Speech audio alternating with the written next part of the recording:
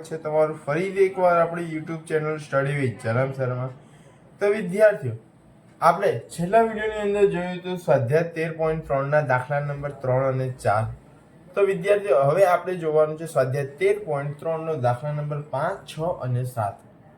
શરૂઆત કરીએ દાખલા નંબર 5 થી. સૌપ્રથમ હું તેની રકમ લખી દઉં.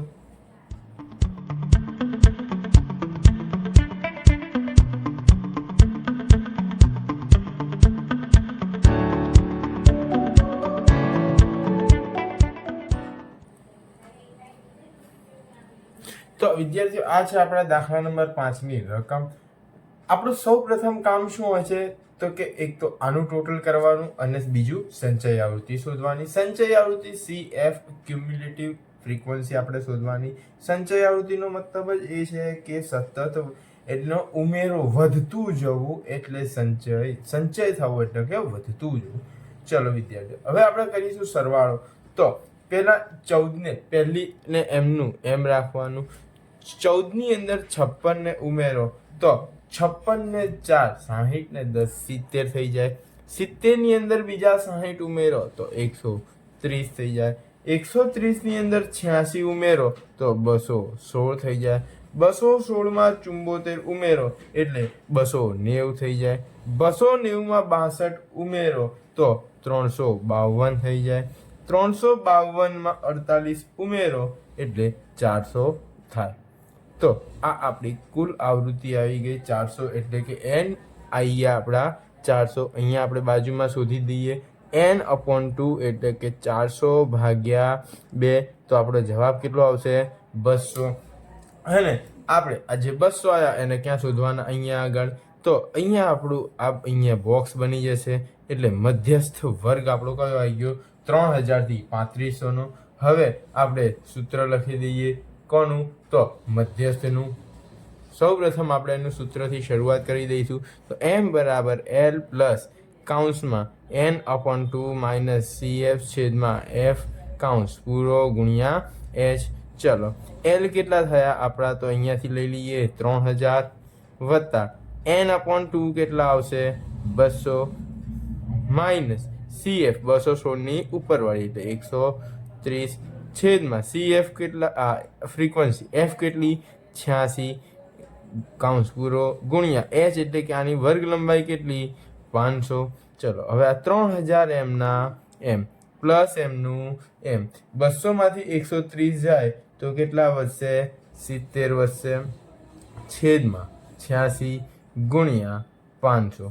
ચલો, હવે આપણે શું કરીશું? આ 3000 તેમના તેમાં જવા દઈશું પ્લસ એમનું m. હવે તમને છેદ ઉડાડતા આવડે તો તમે છેદ ઉડાડી શકો છો. તો 35 દુ 70 થશે અને 43 દુ 86 થશે. હવે 35 ગુણ્યા 500 કરી દેવાના. તો 35 ગુણ્યા 500 કરો એટલે 17500 આવે. અને આ 17500 ને આપણે 43 વડે ભાગી દેવાના. એટલે 3000 વત્તા 17500 ભાગ્યા 43. તો આપણો જવાબ આવશે 406.97. તો 406.97. હવે આ 3000 માં 406.97 ને એડ કરી દેવાના. તો 3406. અહીંયા 57 ની પાછળ છગડો છે તો અહીંયા આગળ 1 વધી જાય એટલે 98 થઈ જાય. તો અહીંયા આપણે લખી દઈએ 98. તો આ આવી ગયો આપણા દાખલા નંબર 5 નો જવાબ. તો વિદ્યાર્થીઓ, એકદમ સરળ છે. મધ્યસ્થ તમને સૌથી અઘરું શું લાગશે? તો જે અઘરું છે એ પાર્ટ છે ખાલી અહીંયા આગળ સાદું રૂપ આપવાનો. પણ તમે જેમ જેમ પ્રેક્ટિસ કરતા જશો તેમ તેમ તમને આવડી જશે. હવે આપણે જોઈશું દાખલા નંબર 6. હું સૌપ્રથમ એની રકમ લખી દઉં.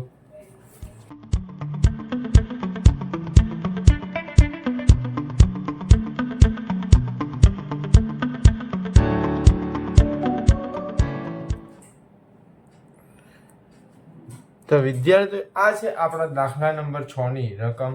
હવે આપણું સૌ પ્રથમ કામ શું? કે સરવાળો. એટલે અહીંયા આપણે સાથે સાથે સંચય આવૃત્તિ પણ શોધી દઈશું. અહીંયા 6 m ના m 6 માં 30 ઉમેરો 36 m ના m એટલે 36 થઈ જાય. 36 માં 40 ઉમેરો તો 30 ને 40 70 ને 6 76 76 માં 16 ઉમેરો એટલે 76 માં 16 ઉમેરી દઈએ, ચલો તો 92 થઈ જશે।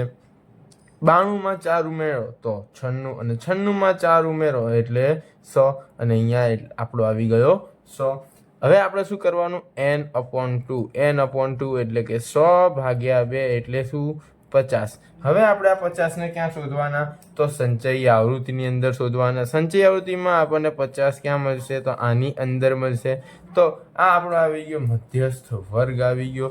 સાથે સાથે અહીંયા આપણે હવે શું કરીશું, સૂત્ર બી લખી દઈશું। સૂત્ર બોલો વિદ્યાર્થીઓ મનની અંદર, તો L પ્લસ કૌંસમાં n/2 માઇનસ CF છેદમાં F કૌંસ પૂરો ગુણ્યા H। ચલો L કેટલા આપણા 7 વત્તા કૌંસની અંદર n/2 કેટલા આયા 50 આયા, CF કેટલા આયા તો આની ઉપરવાળા એટલે કે 36 છેદમાં F 40 કૌંસ પૂરો ગુણ્યા અહીંયા આપણે સંચયી આવૃત્તિ જે મધ્યસ્થ વર્ગ છે એની વર્ગ લંબાઈ કેટલી છે એ તપાસી લો। તો વર્ગ લંબાઈ છે આપણી 3, તો અહીંયા આગળ લખી દઈએ 3 7 એમના m પ્લસ એમનું m। 50 માંથી 36 જાય તો કેટલા વધશે 14 છેદમાં 40 ગુણ્યા 3 7 એમના m। હવે આ પ્લસ પણ એમનું m રાખીશું। 14 ને 3 જોડે ગુણી દો પહેલા તો પણ ચાલે, અથવા તો 40 જોડે ભાગી દો તો પણ ચાલે। તો આપણે 14 ગુણ્યા 3 કરી દઈએ એટલે 42/40 કરી દઈએ। અને હવે 7 પ્લસ 42/40 42/40 કરી દીધો એટલે 1.05 આવી જાય અને 1.05 7 અને 1 8.05। તો આ આવી ગયો વિદ્યાર્થી આપણો જવાબ। તો વિદ્યાર્થી આ તો આપણો દાખલા નંબર 6 એકદમ સરળ। અને હવે છેલ્લો દાખલો આપણે જોઈશું, દાખલા નંબર 7। સૌપ્રથમ હું તેની રકમ લખી દઉં।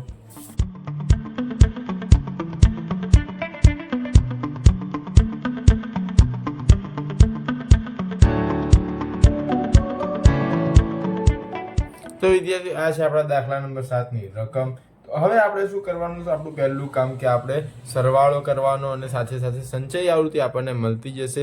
2 એમના m, 2 ની અંદર 3 ઉમેરો તો 5, 8 માં 5 ઉમેરો તો 13, 13 માં 6 ઉમેરો તો 19, 19 માં 6 ઉમેરો તો 25, 25 માં 3 ઉમેરો તો 28, 28 માં 2 ઉમેરો એટલે 30। તો આપણો અહીંયા આગળ સંચય કુલ એટલે કે n બરાબર કેટલા આવશે 30 આવશે।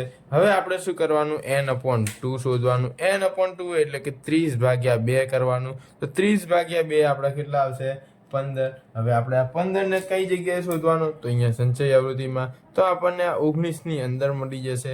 તો આ આપણું બની ગયું બોક્સ, એટલે આપણને અહીંયા મધ્યસ્થ વર્ગ બી મળી જશે, જેથી આપણે L પણ શોધી શકીશું। હવે આપણે અહીંયા આગળ સૂત્ર મૂકી દઈએ, m બરાબર L પ્લસ કૌંસમાં n/2 માઇનસ CF છેદમાં F કૌંસ પૂરો ગુણ્યા H। ચલો L કેટલા, તો L 55 પ્લસ n/2 કેટલા 15 માઇનસ આની ઉપરવાળું CF એ આપણો 13 અને આ વચ્ચેવાળું છે આપણું આવૃત્તિ એટલે કે F। હવે આપણે જોવાનું કે ગેપ કેટલો છે એટલે કે વર્ગ લંબાઈ કેટલી છે 5। ચલો 55 એમના m પ્લસ એમનું m, 15 માંથી 13 જાય તો કેટલા વધે, તો 2 વધે અને 2 5 10 કરી દઈએ તો 10/6। ચલો 55 પ્લસ કેટલા 10/6 કરીએ તો આપણો જવાબ આવશે 1.66 એટલે કે 1.666 બરાબર 55 પ્લસ અહીંયા આગળ શું થઈ જાય 1.67 થઈ જાય એટલે 55 ને 1 56.67। આ આવી ગયો આપણો દાખલા નંબર 7 નો જવાબ। તો વિદ્યાર્થીઓ આ છે આપણું સ્વાધ્યાય 13.3 અહીંયા પૂર્ણ થયું। આશા રાખું છું વિદ્યાર્થીઓ કે તમને સમજણ પડી હશે। વિદ્યાર્થીઓ આની સાથે સાથે આપણું આ ચેપ્ટર પણ અહીં આગળ પૂર્ણ થાય છે। જો વિદ્યાર્થીઓ તમને વિડીયોની અંદર સમજણ પડી હોય તો વિડીયોને લાઈક કરો, શેર કરો અને તમારા અન્ય વિદ્યાર્થી મિત્રો સાથે તેને શેર પણ કરો અને ચેનલને સબસ્ક્રાઇબ કરવાનું ભૂલશો નહીં।